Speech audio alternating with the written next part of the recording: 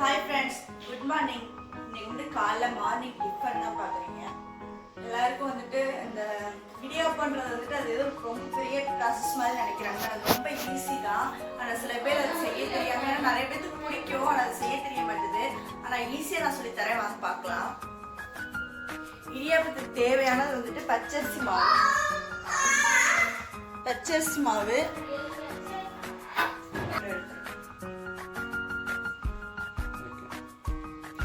இடியாப்பத்துக்கு வந்துட்டு என்னென்ன தேவைன்னா பச்சரிசி மாவு கடையில் வாங்கினாலும் சரி, இல்லைன்னா வீட்லேயே நீங்கள் வந்துட்டு அரிசியை வந்து நல்லா அலசிட்டு அதை வெயிலில் காய வச்சுட்டு 2 நாள் காய வச்சுட்டு போய் ரைஸ் மில்லில் கொடுத்து அரைச்சிட்டிங்கன்னா அதையும் நம்ம யூஸ் பண்ணிட்டோம். இடியாப்பம், புட்டு, ஏன்னா எங்கள் பிள்ளைங்களுக்கு வந்து புட்டு, கொலக்கட்டை, இடியாப்பம் இந்த ஐட்டம் ரொம்ப பிடிக்கும். அதனால் எங்கள் வீட்டில் எப்போயுமே பச்சரிசி மாவு இருக்கும். அந்த மாதிரி நீங்கள் அரைச்சிக்கோங்க. இல்லை எப்போயோதான் ரேராக தான் செய்வேன்னா கடையிலே பச்சரிசி மாவு இருக்குது, அந்த பேக்கெட் வாங்கி நீங்கள் செஞ்சுக்கலாம். நான் வீட்டில் அரைச்ச மாவு தான். பச்சரிசி மாவு, உப்பு, தண்ணி, இவ்வளோதான். இதுக்கு தேவையான பொருளை இவ்வளோதான். ரொம்ப சிம்பிள் தான். பிணையிறதுல தான் இருக்குது. தண்ணி வந்து சுடுதண்ணி எடுத்துக்கோங்க. அப்புறம் இந்த தேவையான அளவு உப்பு, மாவுக்கு தேவையான அளவு சால்ட் போட்டு நல்லா மிக்ஸ் பண்ணிட்டு சப்பாத்திக்கு பிணையிறதோட கொஞ்சம் லூஸா இருக்கணும். அப்பதான் நல்லா வரும். அந்த மாதிரி பதத்துல சப்பாத்திக்கு பிணைவோம்ல, அதை விட கொஞ்சம் லைட்டா தண்ணி விட்டு பிணைச்சிக்கோங்க. நான் பிணைஞ்சு காமிக்கிறேன்.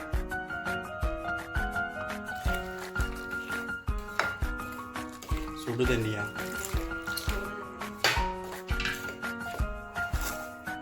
சுடுதண்ணி தான் ஊற்றி பண்ணேன். தண்ணி உறிஞ்சோம் பச்சரிசி மாவு. அதாவது தண்ணி நல்லா தாராளமா காய வச்சு வச்சுக்கோங்க.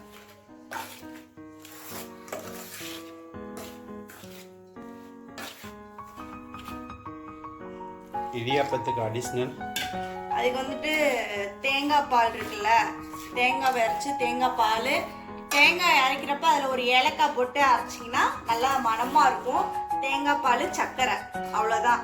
அது சில பேர் வந்துட்டு தேங்காய் வந்து திருவி வச்சுக்கிடுவாங்க. அப்புறம் பால் வந்து காய வச்சுக்கிடுவாங்க. அப்புறம் சர்க்கரை போட்டுக்கிடுவாங்க. உங்கள் விருப்பம் தான், உங்களுக்கு எப்படி பிடிக்குமோ அந்த மாதிரி செஞ்சுக்கோங்க. இல்லைன்னா சில பேர் கடலைக்கறி செய்வாங்க.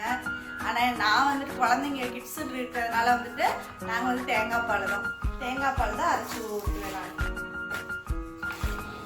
ரொம்ப சிம்பிள் தான். இங்கிட்டு நம்ம இங்கே வேகிறக்குள்ள அங்கிட்ட நம்ம வந்து தேங்காய் பால் அரைச்சிக்கணும். இது ரொம்ப ஈஸியானது. இது வந்துட்டு சில பேர் ரொம்ப ஏதோ பெரிய இது மாதிரி நினச்சிட்டு இருக்காங்க.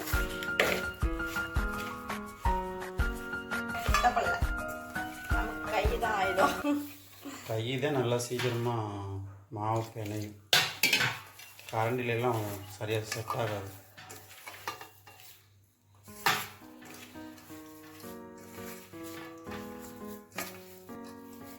இதுதான் இந்த மாதிரி லூஸா இருக்கணும். இந்த மாதிரி இருக்கணும். ஓகே, இது ஓகே. இப்போ வந்து நம்ம இடியாப்பம் புரிஞ்சுக்கலாம். ஃபர்ஸ்ட் டைம் புரியுறீங்கன்றதுனால இந்த கட்டையை வந்து இந்த இடியாப்ப கட்டை இருக்குல்ல, இதில் வந்துட்டு உள்ளார வந்து எண்ணெய் தடவி வைக்கிங்க.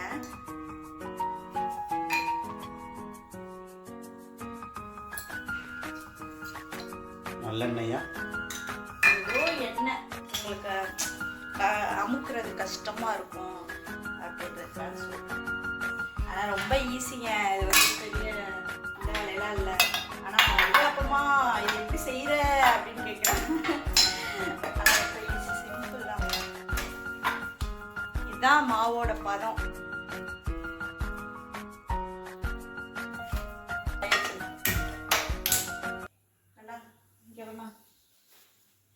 இந்த அளவுக்கு மாவு வச்சுக்கோங்க.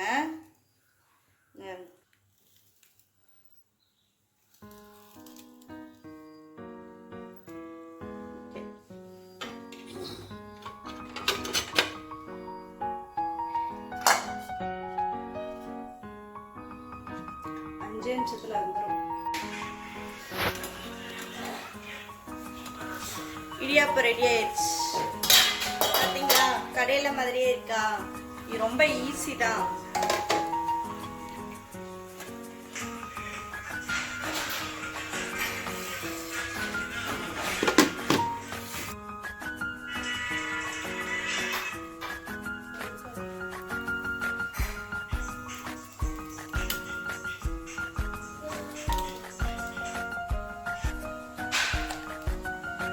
தேங்காய் பால் ரெடியா?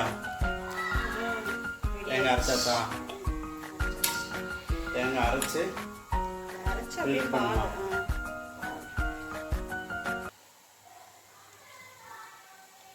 இந்த சக்கை என்ன பண்ணுவீங்க?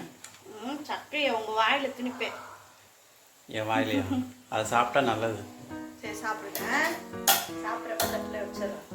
தேங்காய் பால், நேச்சுரலான தேங்காய் பால். இதை வந்துட்டு என்ன ஏலக்காய் மட்டும் போட்டு அரைக்கணும், வேற ஒன்றுமே இல்லை. சிம்பிளான ரெசிபி. சாப்பிடலாமா?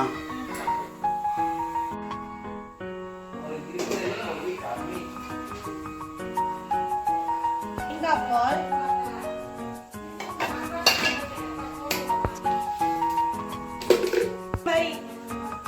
நீங்களும் இதே மாதிரி இடியாப்பம் செஞ்சு பாருங்க. செஞ்சு பார்த்துட்டு குழந்தைங்களுக்குலாம் கொடுங்க. பெரியவங்களுக்குமே பிடிக்கும். ட்ரை பண்ணி பார்த்துட்டு எப்படி இருக்குன்னு கமெண்ட் பண்ணுங்க. நாங்கள் போகிற வீடியோ உங்களுக்கு பிடிச்சிருந்தா லைக் பண்ணுங்க.